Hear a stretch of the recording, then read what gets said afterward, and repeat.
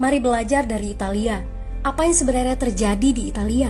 Apa yang bisa kita jadikan contoh agar tidak terjadi di Indonesia? Kreatif konten ini berasal dari artikel warga Italia, dipersingkat dan dilengkapi data agar lebih mudah dipahami. Tahap 1. Kasus pertama diumumkan. Itu cuma flu. Apa pentingnya pakai masker? Orang-orang ini cuma lebay. Saya kan sehat, gak bakal ketularan. Gak usah panik lah. Tahap 2. Jumlah positif COVID-19 mulai naik signifikan. Cuma beberapa yang kena. Yang meninggal pun hanya orang-orang tua saja yang memang udah punya penyakit. Hidup seperti biasa aja lah. Pacaran, nongkrong bareng temen, jalan-jalan ke mall, tetap lanjut. Tahap ketiga, jumlah kasus meningkat dengan cepat, berlipat ganda dalam 1 hari. Tingkat kematian pun bertambah. 7 Maret, lebih dari 5.000 kasus positif COVID-19. Zona merah diberlakukan di Italia.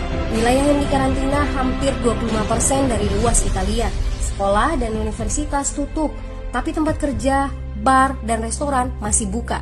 Sementara itu, 75% wilayah lain masih menganggap enteng COVID-19. Anjuran mencuci tangan ada di mana-mana, tapi sekadar anjuran dan tak banyak yang melakukan.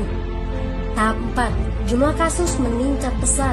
Sekolah dan universitas ditutup selama sebulan. Darurat nasional pun diberlakukan. Rumah sakit menambah kapasitas, seluruh kamar dibersihkan untuk memberi ruang bagi pasien COVID-19. Tapi tak ada cukup dokter dan perawat. Ada terlalu banyak kasus pneumonia, terlalu banyak pasien perlu ICU, tapi ruangannya sudah habis, ventilator habis. Pada titik ini seperti kondisi dalam perang. Dokter harus memilih siapa yang akan diobati berdasarkan peluang bertahan hidup. Itu berarti pasien lanjut usia dan punya penyakit bawaan seperti hipertensi, diabetes, stroke tidak masuk prioritas karena tidak ada lagi ruang. Sistem layanan kesehatan seketika runtuh. Tahap 5, 9 Maret mencapai lebih dari 9.000 kasus. Seluruh kota Italia lockdown. Orang-orang bisa pergi hanya untuk keperluan darurat dan dalam pengawasan ketat. Semua bisnis masih dibuka karena jika tidak, ekonomi akan runtuh. Itu kebijakan pemerintah. Mulai ada ketakutan, orang-orang mulai memakai masker dan sarung tangan. Tapi tetap saja, ada anak-anak yang merasa jagoan, masih ingin uji nyali. Pergi ke restoran rame-rame, hangout bareng, minum-minum dan lain sebagainya. Tahap 6. 2 hari kemudian pemerintah Italia berubah pikiran. Semua bisnis harus tutup. Bar, restoran, pusat perbelanjaan, semua jenis toko, kecuali supermarket dan apotek. Penyebabnya, karena dalam sehari yang positif bertambah lebih dari 2.000 kasus. Penduduk yang mau keluar rumah harus mendapat surat izin.